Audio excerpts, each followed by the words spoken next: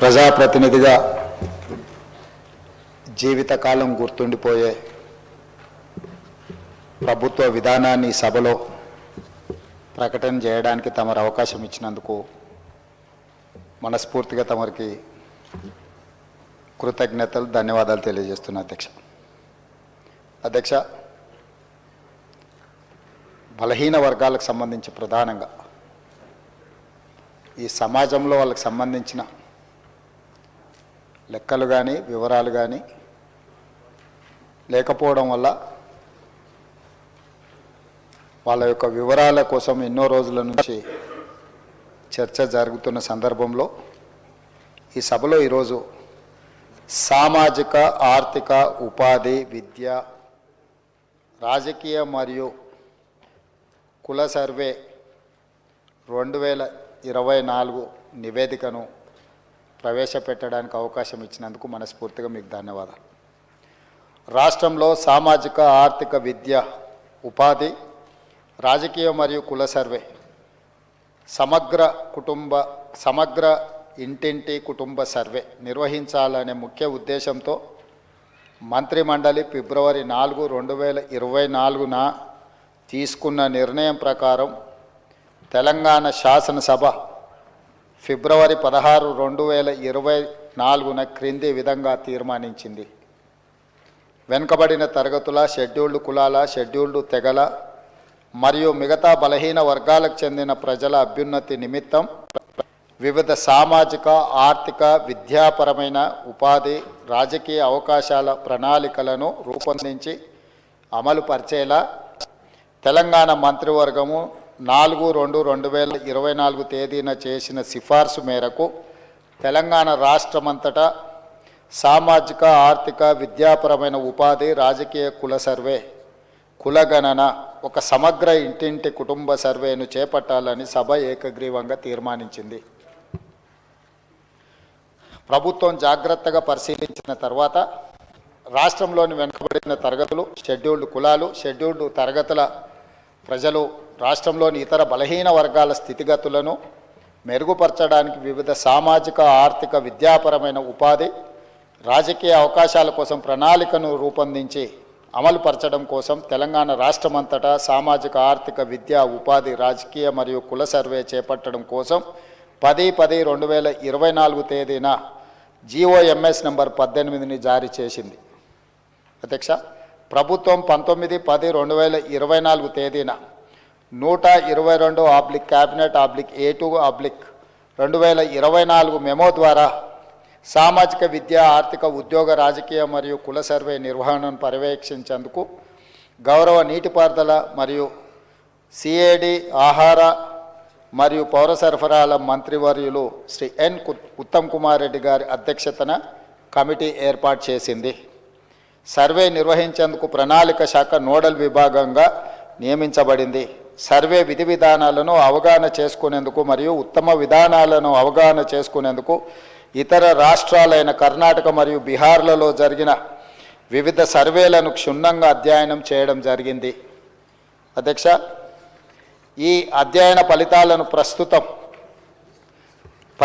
ప్రస్తుత CPC survey విధాన రూపకల్పనలో అనుసంధానపరచడం జరిగింది. వివిధ ప్రజా సంఘాలు, సామాజికవేత్తలు, మేధావులు, ఇతర స్టేక్ హోల్డర్ల అభిప్రాయాలను పరిగణలోకి తీసుకొని ఈ క్రింది సర్వే షెడ్యూల్ని రూపొందించడం జరిగింది. అధ్యక్ష, A. House listing schedule, B. Survey schedule, C. ఎన్యూమరేటర్లకు మార్గదర్శకాలు, సర్వేలో సేకరించిన సమాచార రకాలు. సర్వే ఫారంలో మొత్తం 57 ప్రశ్నలు ఉండగా అదనపు ఉప ప్రశ్నలతో కలిపి మొత్తం 75 ఫీల్డ్లో సామాజిక ఆర్థిక విద్యా ఉపాధి రాజకీయ మరియు కుల అంశాలకు సంబంధించిన సమాచారం సేకరించబడింది. సర్వే విధానం మరియు ప్రణాళిక రాష్ట్రంలోని ప్రతి జిల్లాను 150 కుటుంబాలతో కూడిన ఎన్యూమరేషన్ బ్లాక్గా విభజించబడింది.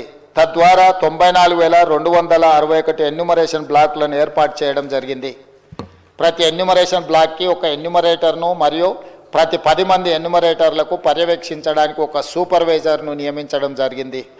అధ్యక్ష, తద్వారా రాష్ట్ర వ్యాప్తంగా 1,03,889 ఎన్యూమరేటర్లను మరియు సూపర్వైజర్లను నియమించడం జరిగింది.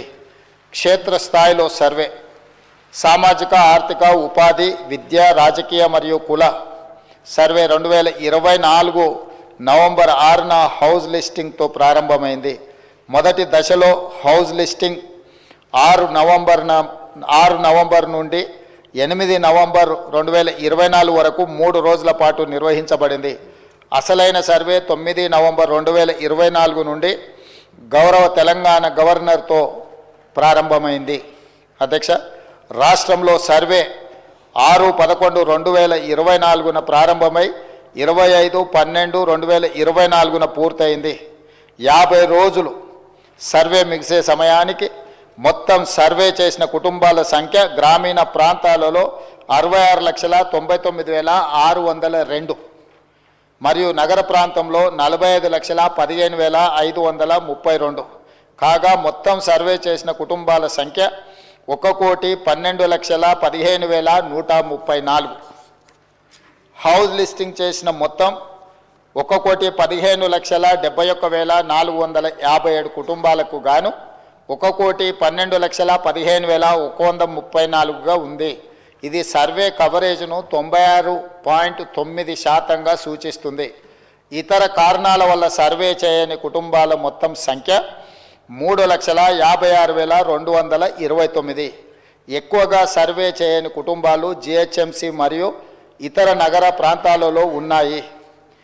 అదేవిధంగా అధ్యక్ష, రాష్ట్రంలో డేటా ఎంట్రీ 20/11/2024న ప్రారంభమై 25/12/2024న పూర్తి అయింది. డేటా ఎంట్రీ పూర్తి చేయడానికి మొత్తం 36 రోజుల సమయం పట్టింది. 2024 ఫిబ్రవరి 4న మంత్రిమండలి తీసుకున్న నిర్ణయానికి అనుకూలంగా సర్వే అన్ని అంశాల్లో 1 సంవత్సరం లోపు విజయవంతంగా పూర్తి చేయబడింది. అధ్యక్ష, ఫిబ్రవరి 4, 2024 నాడు నిర్ణయం చేసి ఫిబ్రవరి 4, 2025 ఈనాటికి సరిగ్గా సంవత్సరం పూర్తి చేసుకుంటున్న సందర్భంగా ఈ నిర్ణయము నివేదికగా మారి ఈ సభ ముందుకు ఒక ప్రభుత్వ అధికారిక డాక్యుమెంట్గా ఈరోజు సభలో ప్రవేశపెట్టినాం అధ్యక్ష. అదేవిధంగా ఈ క్రింది సర్వే డేటా మరియు ఫలితాలను పూర్తిగా తెలంగాణ నివాసితులు ఎన్యూమరేటర్లుగా స్వచ్ఛందంగా చెప్పిన సమాచారంపై ఆధారపడ్డాయి. ఈ సర్వేలో నమోదైన కుటుంబాల ఆధారంగా రాష్ట్రంలో 3,54,77,554 మందిని సర్వే చేయడం జరిగింది. ఈ మొత్తం సామాజిక వర్గాల వారిగా సంఖ్య ఈ క్రింది విధంగా ఉంది అధ్యక్ష. ఎస్సీలో 61,84,319 మంది ఉండగా ఇది మొత్తంలో 17.43% ఉంది. ఎస్టీలో 37,05,929 మంది ఉండగా ఇది మొత్తంలో 10.45% ఉంది అధ్యక్ష.